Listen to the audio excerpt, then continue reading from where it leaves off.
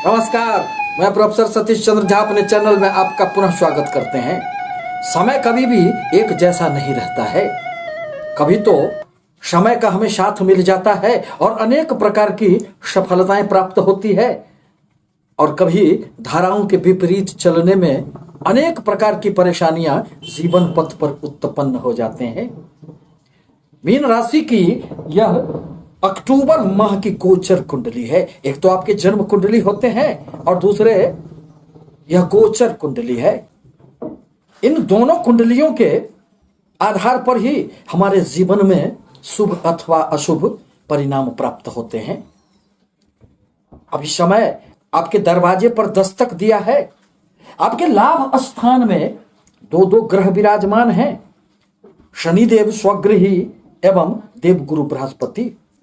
अतः अपने जीवन में अनेक प्रकार की सफलताओं को प्राप्त करने का यह आपके लिए निश्चित रूप से एक उत्तम समय माना जा सकता है, क्योंकि वक्त फिर बदलेगा और शनिदेव का राशि परिवर्तन होगा। 2022 के अप्रैल माह में शनिदेव का राशि परिवर्तन होगा और वह फिर आपके लाभ स्थान से निकलकर आपके द्वादश स्थान में पहुंच जाएंगे और साढ़े साथी की समस्याओं में फिर आपका सफर प्रारंभ होगा।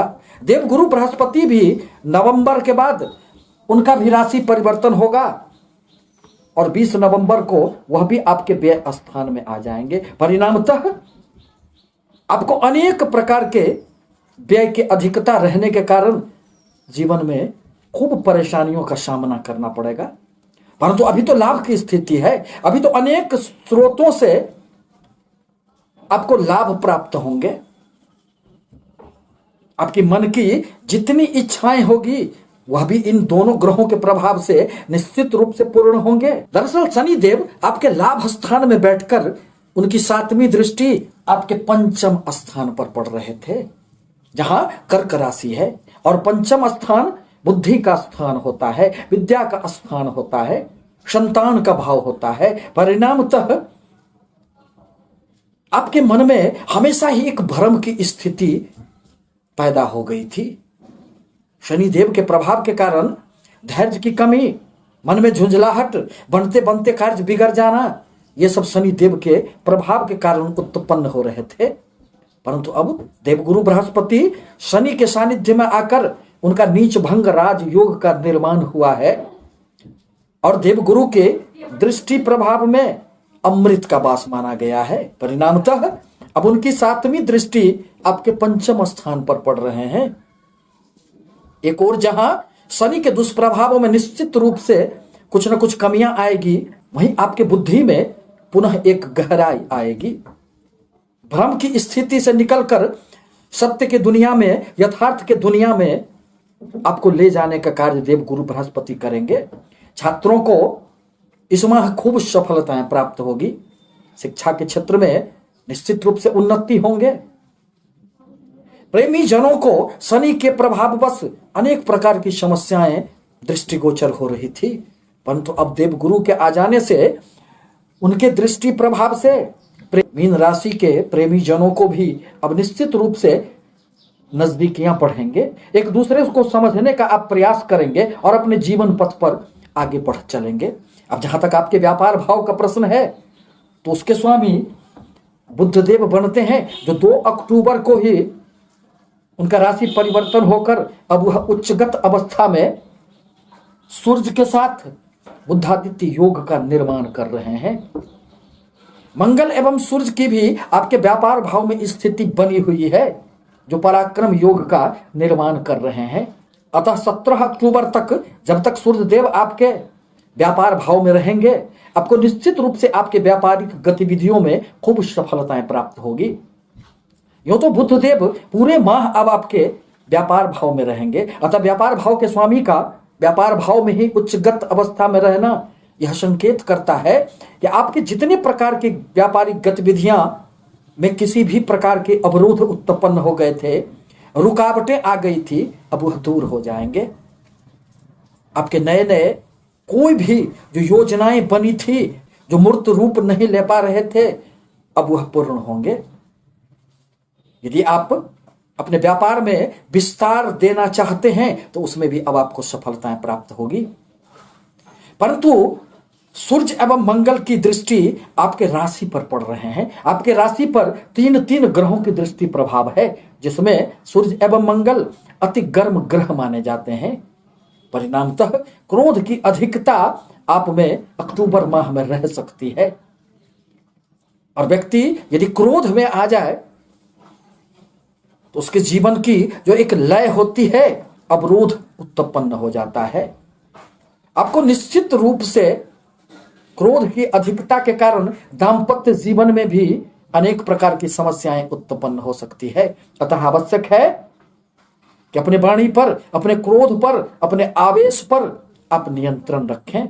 मीन लग्न अथवा मीन राशि इतने अधिक इस माह मजबूत स्थिति में रहेंगे कि आपको खूब सफलताएं प्राप्त होगी, क्योंकि कुंडली का यही तो भाव होता है जो मुख्य भाव होता है, और इसी के आधार पर व्यक्ति को जीवन में सफलताएं या असफलता प्राप्त होती है।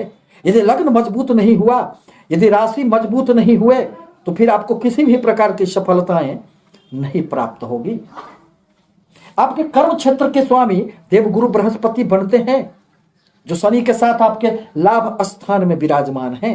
अतः कर्म क्षेत्र में भी आपको अब सफलताएं प्राप्त होगी। दरअसल कुछ माह से देवगुरु बृहस्पति का व्यय स्थान में संचरण करना आपको अनेक प्रकार के कर्म क्षेत्र में उथल पुथल का सामना करना पड़ रहा था। बाहरी स्थानों से आपके यदि कोई भी व्यापार थे तो उसमें तो सफलताएं प्राप्त हो रही थी, परंतु व्यय के लिए यह बहुत शुभ समय नहीं था, क्योंकि राशि स्वामी का द्वादश स्थान में जाना अनेक प्रकार की सफलताओं में बाधा उपस्थित करने का कार्य करता है। आपके भाग्य स्थान के स्वामी मंगल देव बनते हैं, जो आपके सप्तम केंद्र स्थान में विराजमान हैं। अतः भाग्य का भी खूब साथ मिलेगा। साथ ही साथ शुक्र देव एवं केतु की युति आपके भाग्य स्थान में बने हुए हैं, जिनकी सातवीं दृष्टि आपके पराक्रम के स्थान पर भी पड़ेंगे। अतः इस माह यात्राओं का खूब योग बनेगा, पिता से सहयोग प्राप्त होंगे, एवं भाग्य के द्वारा आपको इस अवधि में निश्चित रूप से अनेक प्रकार की सफलताएं प्राप्त होगी। आपके पराक्रम स्थान में, आपके प्रयासों के भाव में, आपके तृतीय भाव में राहुदेव विराजमान हैं।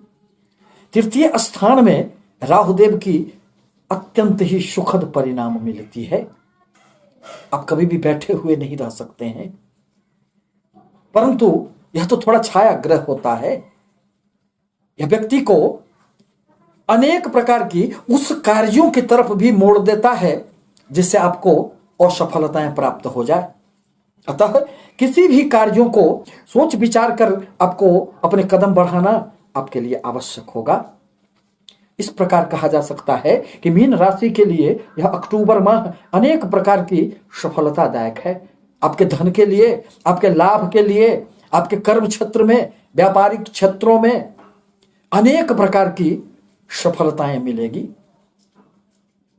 आपसे निवेदन है कि हमारे चैनल को लाइक करें, सब्सक्राइब करें, ताकि मैं अपने विचारों से आपको अवगत कराता रहूं। धन्यवाद।